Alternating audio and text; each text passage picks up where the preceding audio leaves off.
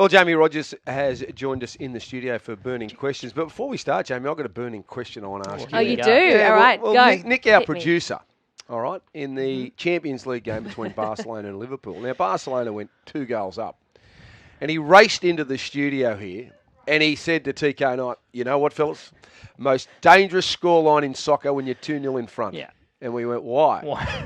And he said, stats will show you that teams get beaten. He can't produce those stats. No, he can't. just made those stats up. Well, he did say to me, let's remember, we've got to go back to 1997, the Socceroos. I said, 1997. we're basing this result on 1997. Right. Thanks, Nick, our soccer expert. So can you find out to see whether that is correct or not with Nick's Well, it was such a 65, threatening 70% scoreline. of Such losses? a threatening scoreline this morning. Barcelona went and scored again to make it 3-0. So. I think any match for the Socceroos is dangerous, but anyway, that's another issue for another day. Exactly. All right, let's get into it, guys. There's plenty of storylines going around into this weekend's round of football, and of course, nothing more so than the coaching showdown tonight. And the question that I have is, going into this clash, have Seibold left the South Sydney in better shape than Bennett left the Broncos? And in your mind, which club has handled the swap the best? And has that then showed how the club has started the season? I think the South Sydney have handled the swap the best. And I think, Wayne Bennett left the Broncos in good shape and Anthony Seibold has left South Sydney in good shape. They were the favourites, or one of the favourites to win the competition last year, and they've hit the ground running. The Broncos, on the other hand, I base my assessment on them having Josh Maguire in their squad at the start of the year, and I thought that they would be a top 4 team. Don't know whether they can make top 4. I still think they can make the semi-finals, but on face value, after 7 rounds, South Sydney have the better end of the bargain at this stage. I think football-wise, I think Anthony Seibold will be coming out on the wrong end of the football battle tonight. And I think Wayne Bennett quite clearly, with his experience, has come out on top of the old mind games and the verbal battle. I've actually enjoyed Wayne, where Anthony sort of showed that it's not just another game by walking out of a press conference earlier on in the week. So it's not such a bad thing, though. No, it's all fine. But I think Wayne's enjoyed this week.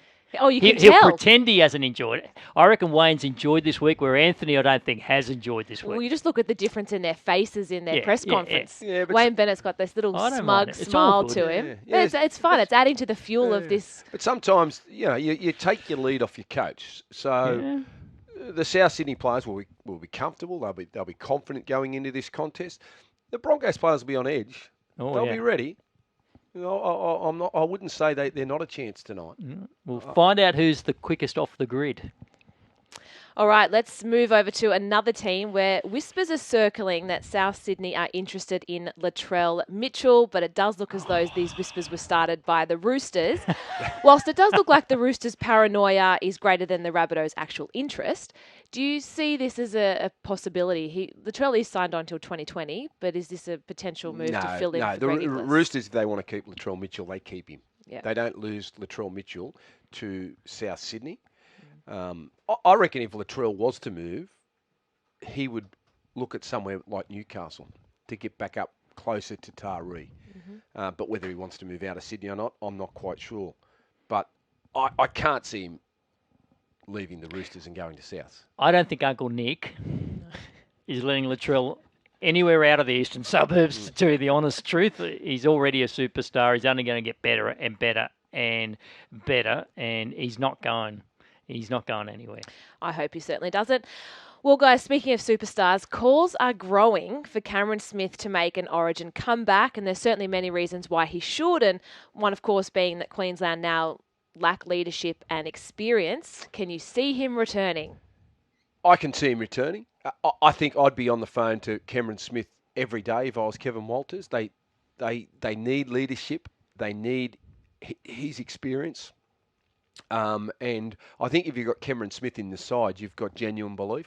I don't know whether they will have genuine belief this year. They'll think that they can win, but I don't know deep down. Might be skin deep. I don't know whether it'll be bone deep that they can win. I just think they need him if they're a chance of winning this series this year. Yeah, bed and breakfast, whatever Cameron wants, car washes, even that boat in the garage that might still be there. I know it was Greg's, but that might get a wash as well. Look, Kevy's not going to play this out on a daily basis. They will just name him if they do. we've quizzed him often about this, but seriously, if he's not just saying, Cameron, have a think about it, your state needs you. I'm not going to say anything publicly, but I'd love to have you there. I know Kevy's saying we want to move on. That's rubbish. You don't move on from Cameron Smith, only if you have to.